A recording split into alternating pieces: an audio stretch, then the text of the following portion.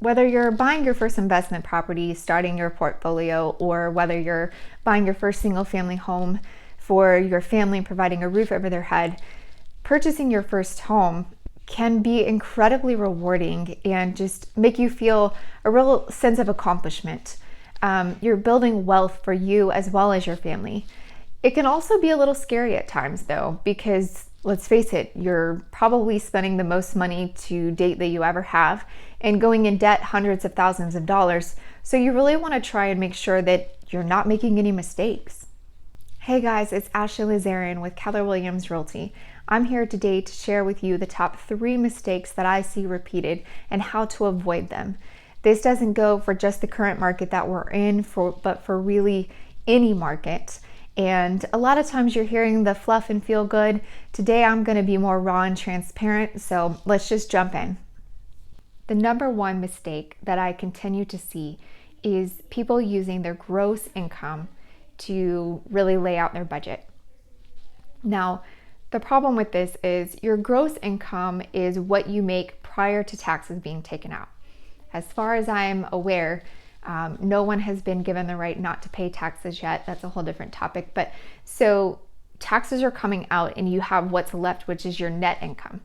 Now, a lender's job is to tell you the maximum amount that you qualify for. So they're going to take your gross income, they're going to multiply this by 50%, then they're going to subtract any of your debts that you have from that 50%, okay?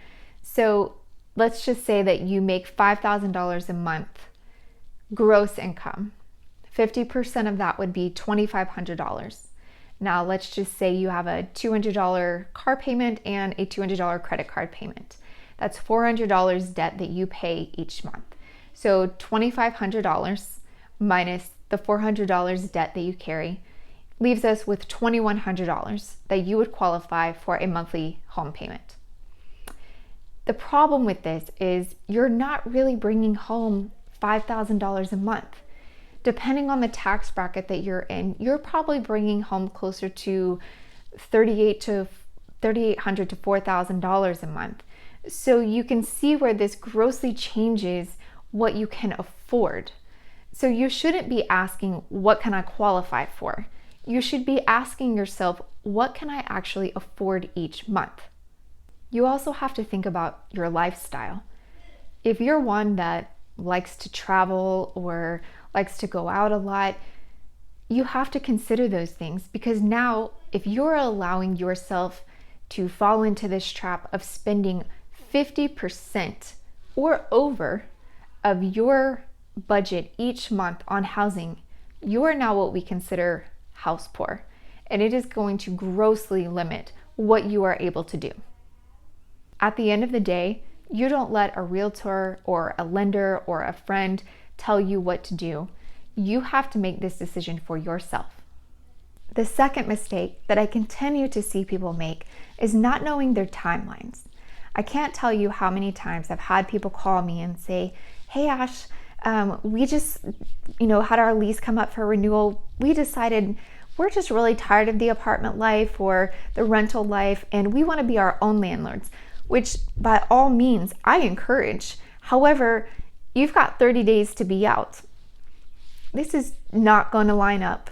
So if you go ahead and you talk to a lender or a real estate professional, which if we're friends on Facebook, you hear me say this 1,000 times, talk to us 6 months, a year in advance, because we can get you pre-qualified pretty quickly. The lender that I work with can usually get me something within 24 to 48 hours, considering you are providing the documentation that they need.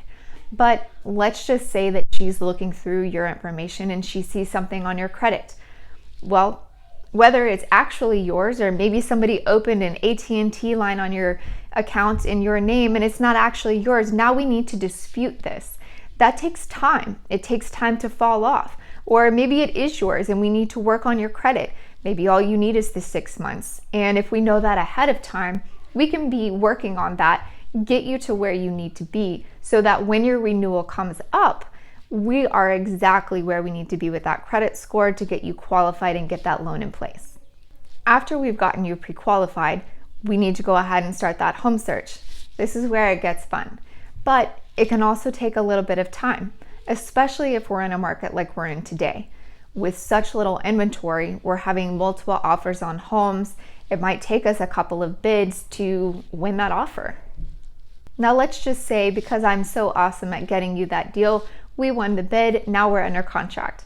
Well, most contracts typically are 30 to 45 days.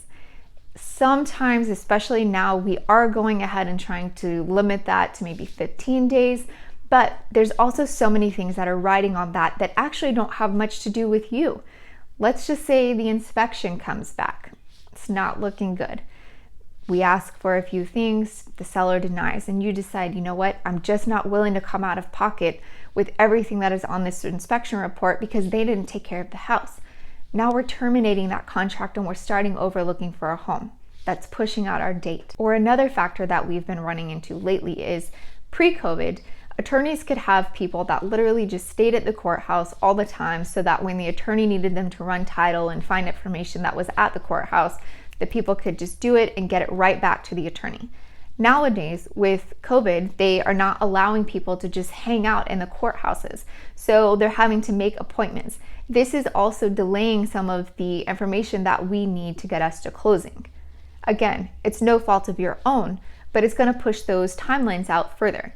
The more you can prepare, the better off you'll be. You don't want to get to the point where you have to buy and you're feeling backed into a corner, because then you might go ahead and purchase something that's not exactly what you were wanting. The third mistake that I see a lot of people make, especially our younger generation, is not being fully prepared for the financial investment that a home is going to be. Now, first you're going to have your down payment.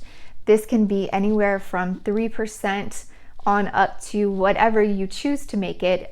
With a conventional loan, a lot of people have asked, how do I not have the PMI? Well, when you put 20% down on a home, that eliminates the lender's PMI, which basically the PMI is covering the lender if you were to default on the home. Another factor is your closing costs. Closing costs are usually roughly 2 to 3% of the purchase price of the home. Now, a lot of times previously, we would have buyers that asked for the seller to pay the closing cost in the contract. However, in this market, it's such a strong market with limited homes for sale. Many people are not requesting closing costs, so you can still ask for them, but you have to be prepared that you might lose that bid. Right now, we're having to go in at full price or probably over asking, no closing cost, short inspection, short appraisal, just really trying to show that we are coming with the strongest offer we possibly have. So you've got to have those closing costs ready should you need to use them. Two other costs that you may not be aware of are the inspection cost and then the appraisal. So the inspection cost is usually going to be roughly $400 to $500 more, just depending on the price of the home. And then the appraisal cost is usually about $500. This comes out of your pocket up front. However, the appraisal does get kind of given back to you, if you will, at closing on the closing disclosures. But the inspection cost is something that you have to pay up front. Now, I know I'm not your mom, but this is one that I really feel is so important. And it's just having probably 2 to 6 months savings and reserve. I know that a lot of people say, oh, well, it's okay, I can build that back up. Or, we have all of our savings, but we're going to put that every last penny into the down payment and the closing costs. Here's the thing. Life happens, and it could be anything from you got into a car accident, or God forbid, our neighbor's child just had a seizure. They spent 3 days in the hospital. I can only imagine their hospital bills after that. Or it could be something as simple as, the home that you just purchased, the AC goes out in the summer. Well, now you're looking at $5,000 to $8,000 to pay for that. So again, it's super important to have money put away for when life just hits us. Bottom line, you should only buy a home when you are truly ready. Yes, I'm a firm believer that real estate is a fantastic investment. You're building wealth for you and your family. If you're renting, you're still paying a mortgage. It's just somebody else's, and it's building wealth for somebody else, not you. But at the same time, homes cost money. There's maintenance that's required. And while you're renting, you can just call your landlord and say, hey, the dishwasher went out, or there's a roof leak, and it'll be taken care of. Now, owning a home, that's on you. So you have to be financially prepared to take care of it. I sincerely hope that this video helps you. And if you have any questions, please don't hesitate to reach out. I always want to be a resource and get you guided down the right path. If you've recently bought a home and have anything that you think would benefit others, please don't hesitate to comment below so that others may benefit from your experiences as well. Thanks again for taking the time to watch. Until next time.